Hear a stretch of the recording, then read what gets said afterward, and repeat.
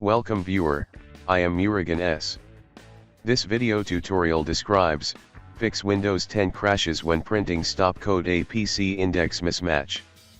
Click Start Settings, Update and Security.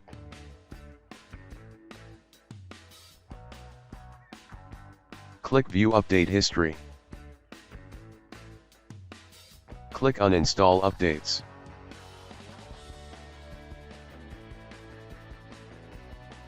Find KB50000802, then click Uninstall.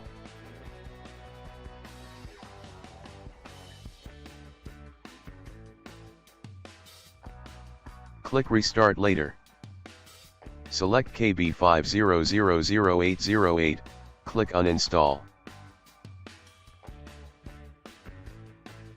Click Restart Now.